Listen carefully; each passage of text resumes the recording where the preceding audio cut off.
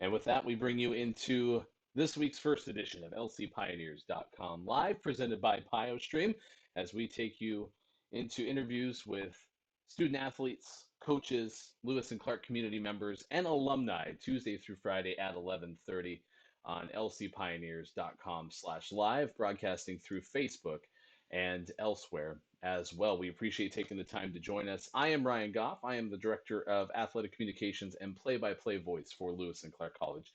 And we are an NCAA Division III institution located in Portland, Oregon, competing in the Northwest Conference with institutions from Northwest Oregon and throughout the state of Washington. And because of the reach of NCAA Division III, all over the country, nationwide opportunities for our student athletes, and with Lewis and Clark's robust overseas study program, opportunities to get involved worldwide as well.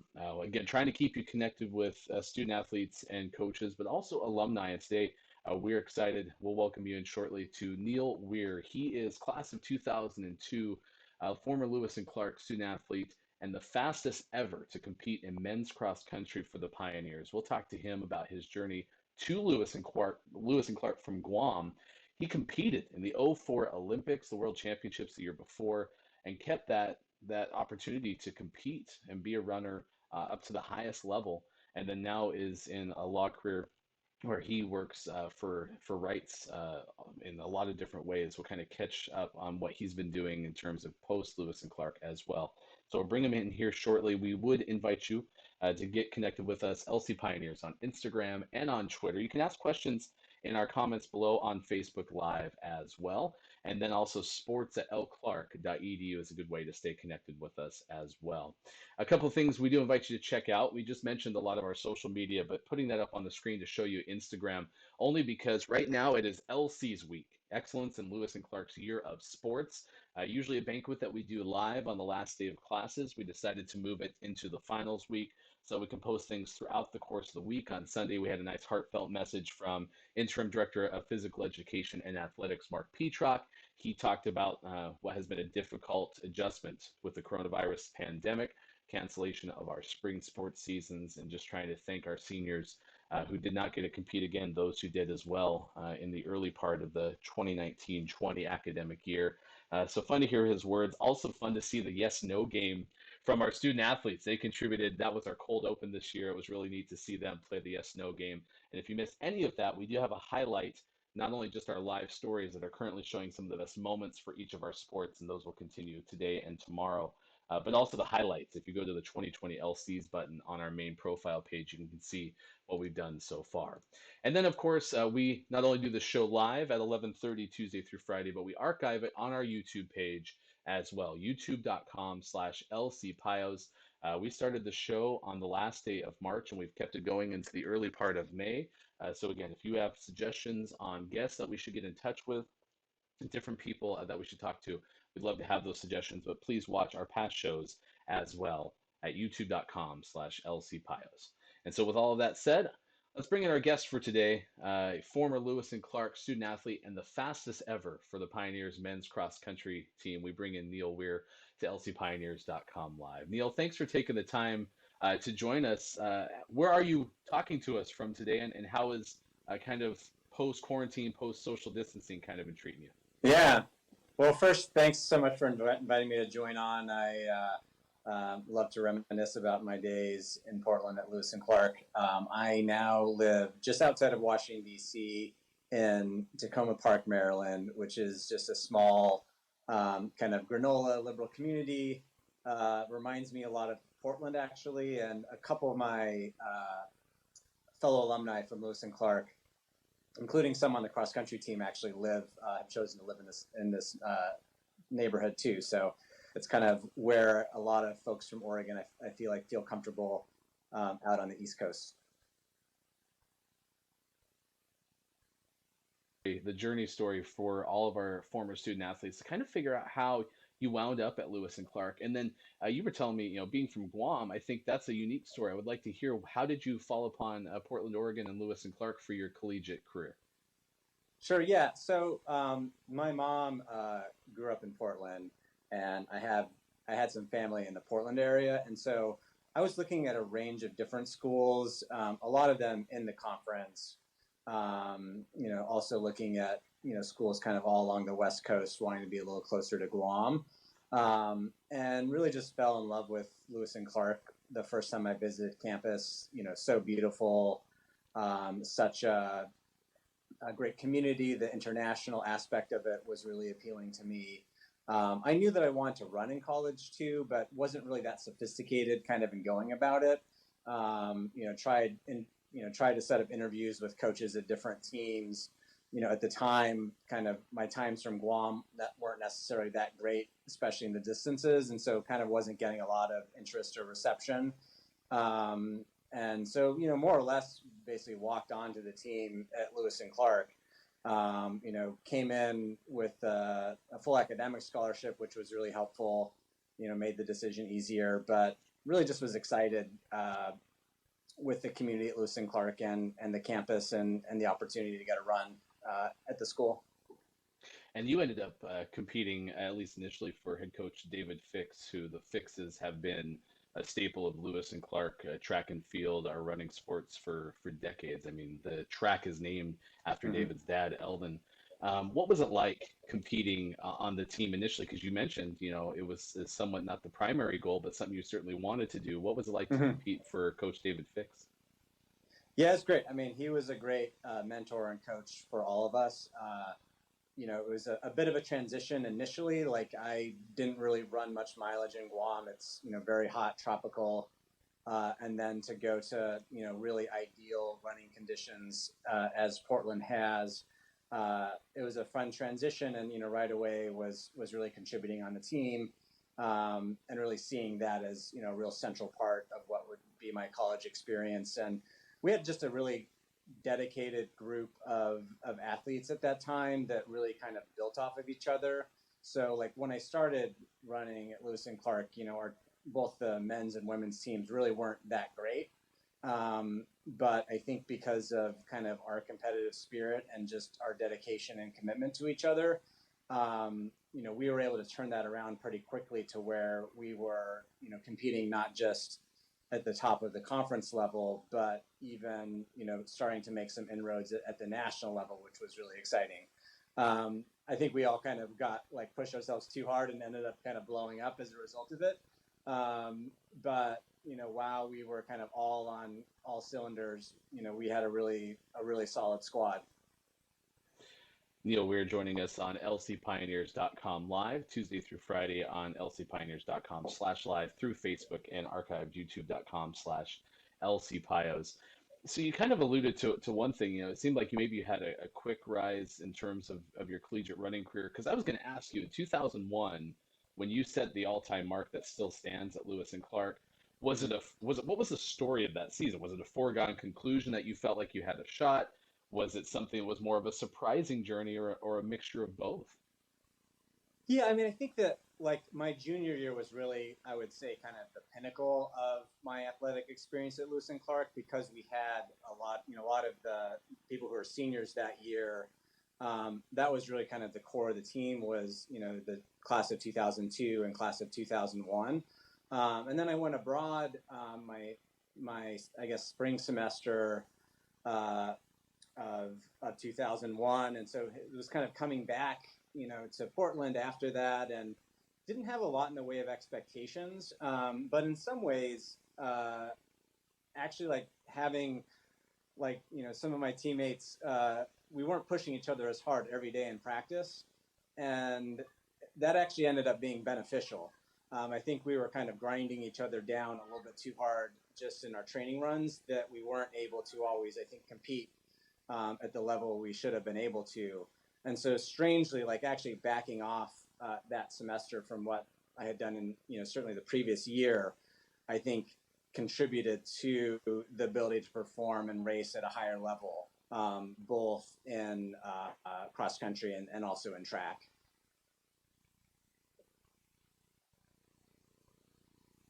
Going from setting the all-time mark at Lewis and Clark to your post LNC time, you continued pursuing running.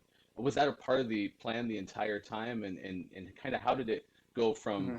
from leaving Portland to being at the '04 Olympics? Describe that journey, please.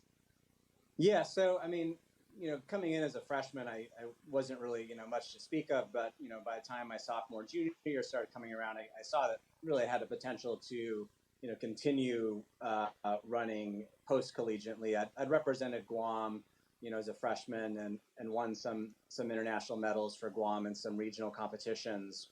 And really had that kind of be a focus. I returned home to Guam after college, continued training there, with my longtime coach, Carl Cruz, with a real focus on competing and winning at the regional level, and then qualifying and competing, at these international meets like World Championships 2003 in Paris, and then really focusing towards the goal of 2004 in Athens. And so, it was a lot harder not having a team to train with, having to train in tropical heat with the job and all the various demands, but was able to continue improving and continue developing as an athlete, and was able to bring home some hardware for Guam, and then ended up making it to the Olympics, which were obviously a magical experience themselves.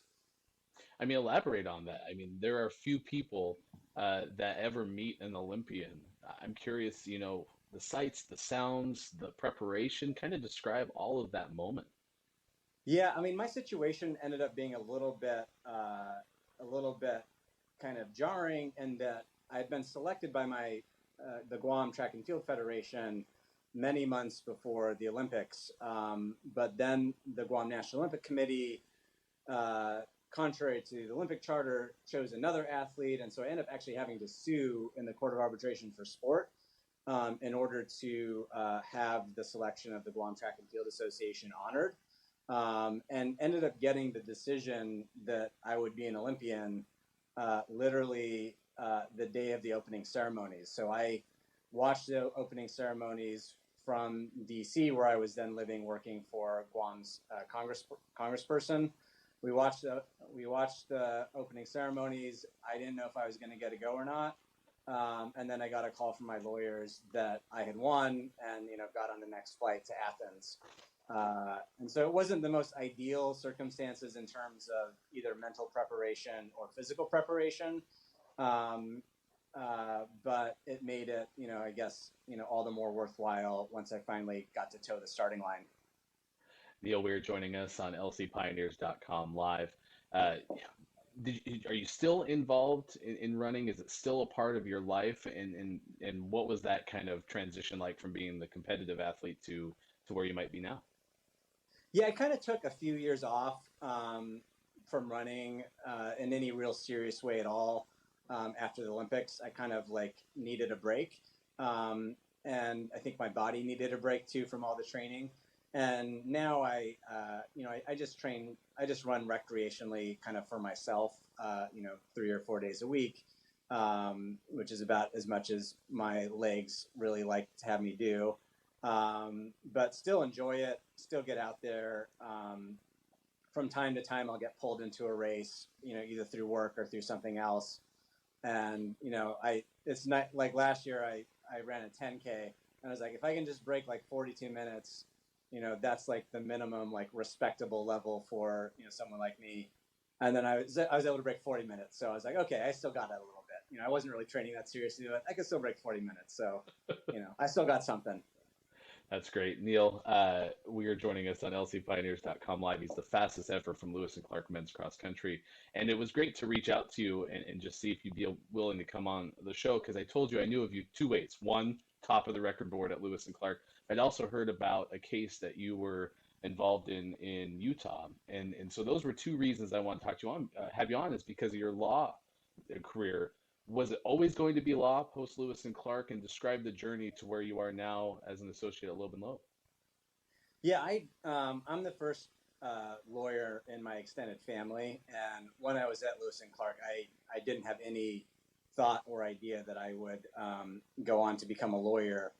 Professor Cyrus Partovi was very instrumental to me in encouraging me to think about pursuing a career in law as a way to drive some of the broader changes I was interested in. And I still remember talking to him and saying, Neil, you should go to Yale Law School. That's where you're best going to be able to make a difference at. And then sure enough, I applied to law school, got into Yale, which is the #1 school, and was like, okay, well, I guess I got to listen to Cyrus on this one, and pursued a career in the law, which was really exciting, and continued to do that both through a day job at a law firm in DC, where I advise nonprofit organizations on running their organizations and various legal compliance issues. But then on the side, I also run my own nonprofit, Equally American, which advocates for equality and civil rights on behalf of the nearly 4 million Americans living in U.S. territories who are disenfranchised and treated unequally in a lot of different ways. And today we're actually we have some big cases in the federal court system. Today we're filing a brief in the 10th Circuit, arguing for recognition that people born in the territories have a constitutional right to be recognized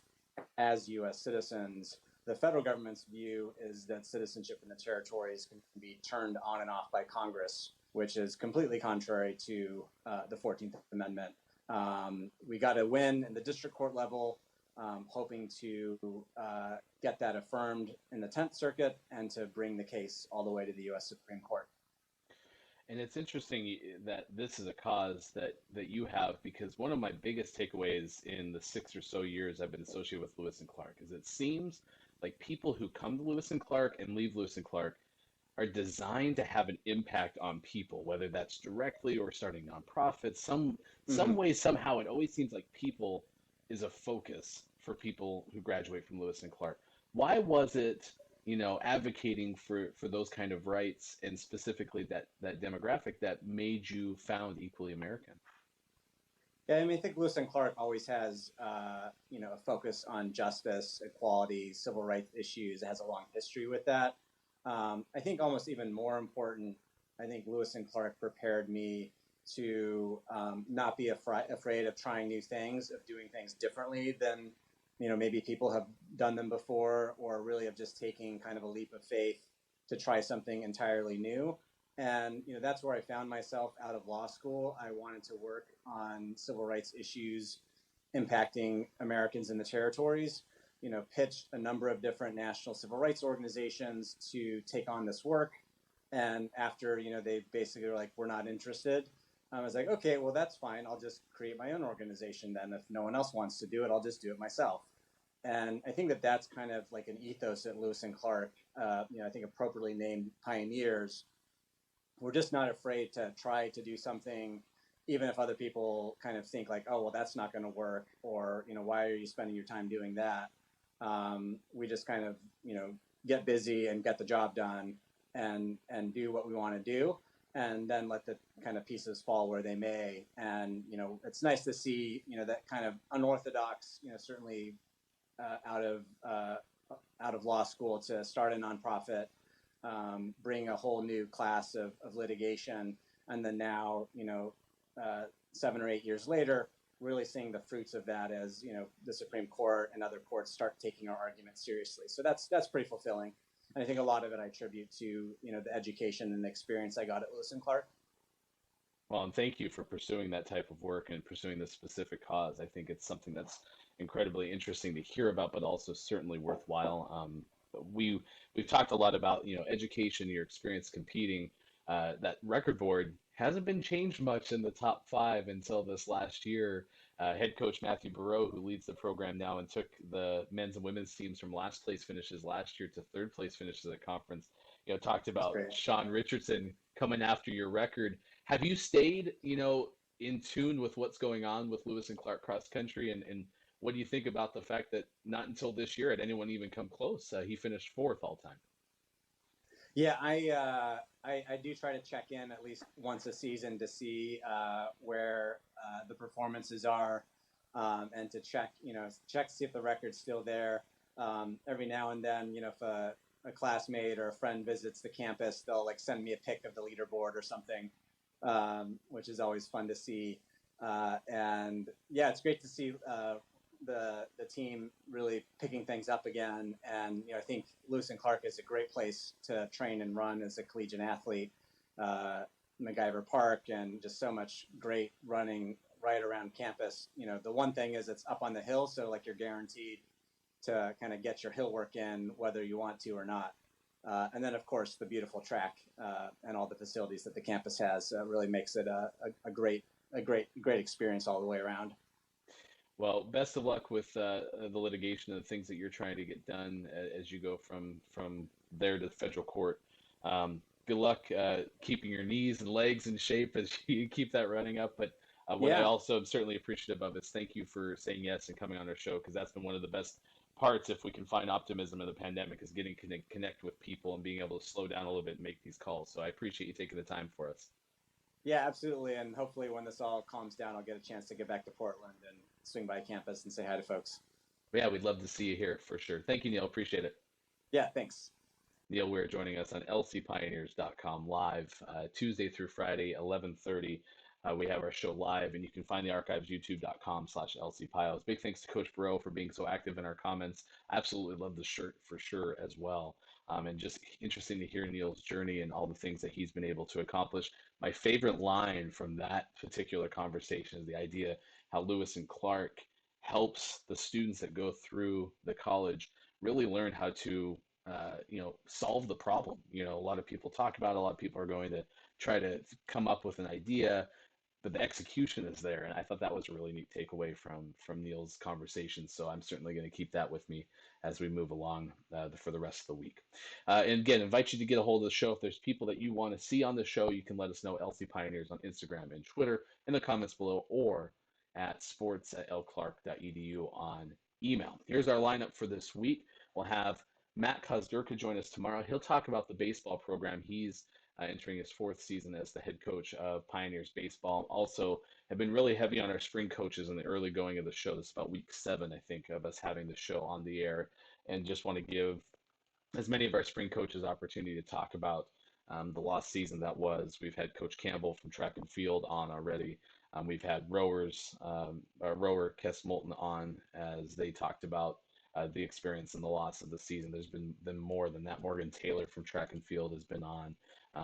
Maddie Lee, a softball alumnus. So still kind of really in the hangover part of that, with this being finals week and that lost season, the competition. So we'll have Matt Kozdurka join us about that topic and more, just the Houston Sports Complex project and a lot of the things. I mean, he's a doer. I mean, he kind of fits what Neil was talking about, the idea of coming into the program and absolutely making things happen. Amy and Robin will join us. It is NCAA's social media campaign to end the stigma around mental health this week. And so Amy and Robin are both part of our counseling service at Lewis and Clark.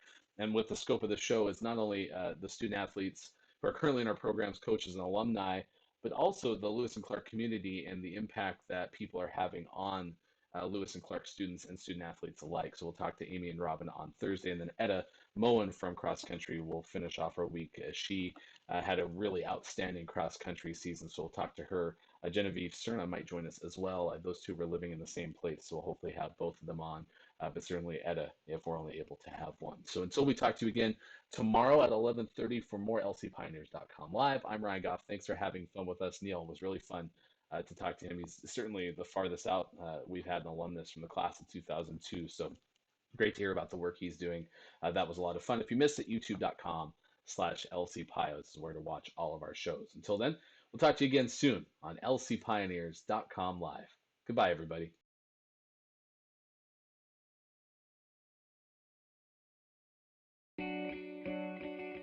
I'm Ann Bentley. I'm an associate professor of chemistry, and in this research group, I supervise the 2 students working in the Rogers program this summer in our lab.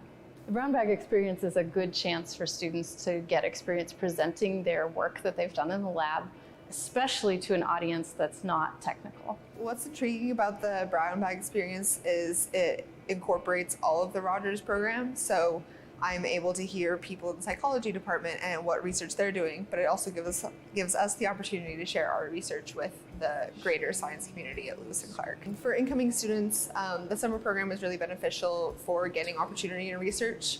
So I've had the opportunity for research in the past, but other students may not have the same opportunities. So it's nice to work in a professional lab setting and potentially have the opportunity to publish a paper, which looks really good moving on into doing professional research out in the field. The students grow a lot during the summer in their ability to learn the techniques and apply the techniques and suggest their own ideas for what could come next and interpret their data.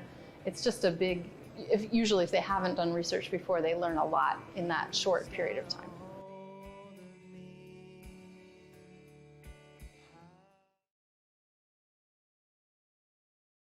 Hi, I'm Nick Lombardi. Something I've learned at Winterim this year is how to communicate a vision. My biggest takeaway from Winterim is probably the networking.